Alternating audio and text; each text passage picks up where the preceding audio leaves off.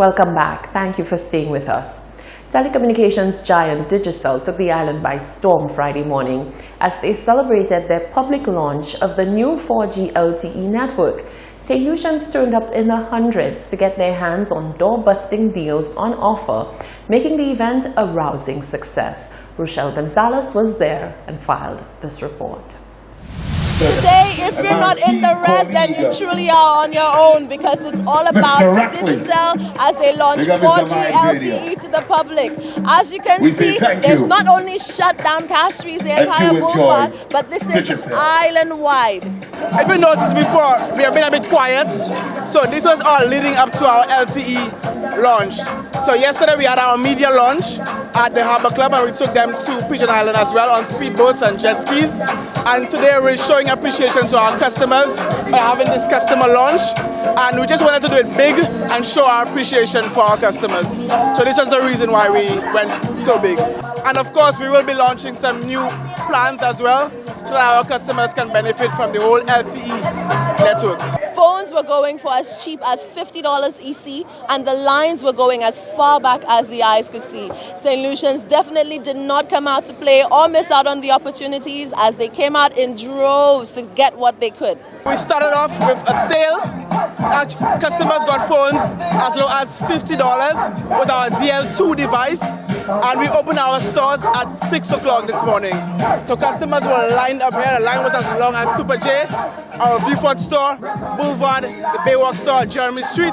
We were all there this morning at 6 o'clock this morning. Customers were there from as early as 2 o'clock just to get these phones. So we launched our new LTE service. As you know, we launched it today, and customers can benefit from increased speeds, increased connectivity, and just a whole better network experience. Judging by the turnout, the entertainment provided, and the smiling faces leaving that door, there's no doubt that today was a major success. Reporting for Hot 7 Nightly News, I'm Rochelle Gonzalez. Thank you, Rochelle. The OECS Commission partnered with the Ministry of Education to embark upon a reading roadshow.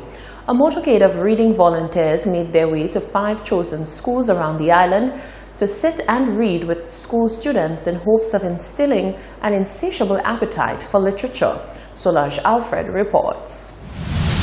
The sounds of joyful drumming echoed throughout the Vidbouté Primary School as the staff and students welcomed members of the OECS Commission and the Ministry of Education who participated in a reading road show.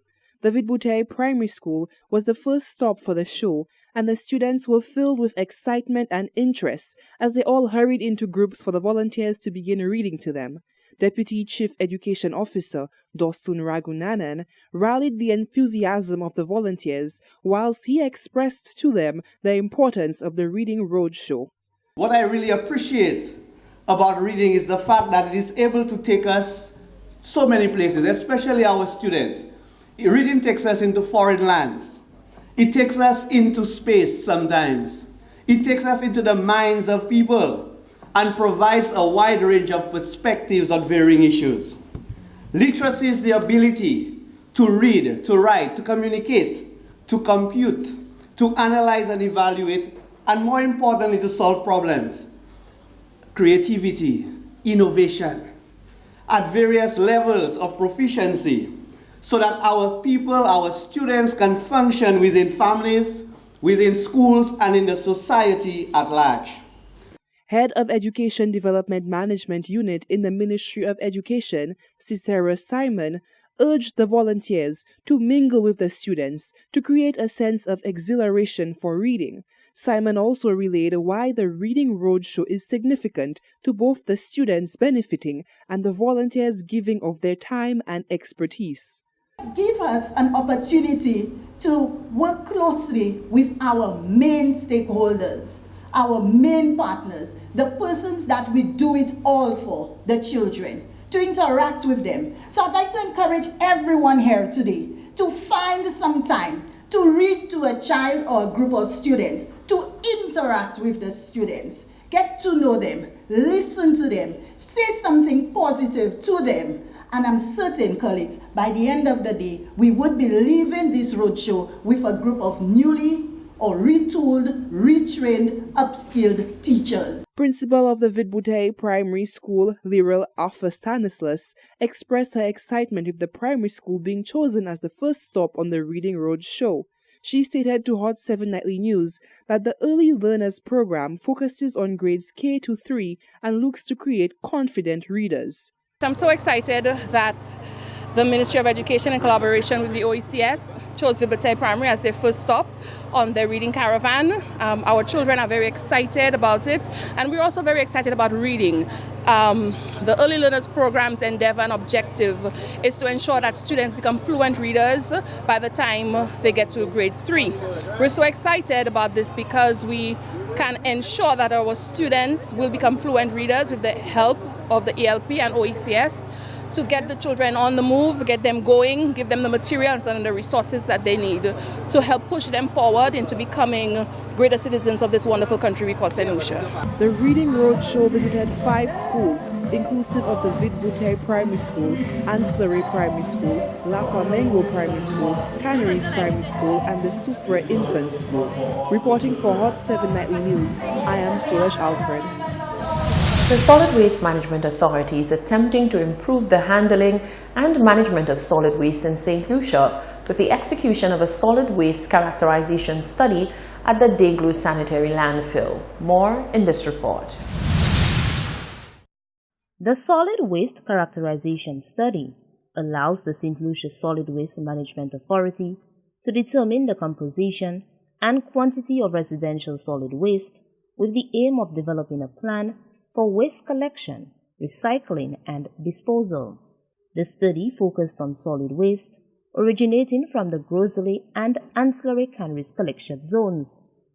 Zonal Supervisor of the St. Lucia Solid Waste Management Authority, Cassian Henry, says such an initiative is important as it will set the basis for the implementation of a recycling and reduction waste management program in St. Lucia. In this case, we're pulling out a 90 kilogram or 200 pound sample from each load that lands here in the landfill. And the guys here would physically separate the various types of waste streams. For example, plastics, the various types of plastics, the various types of glass, various types of organics, and so on and so forth.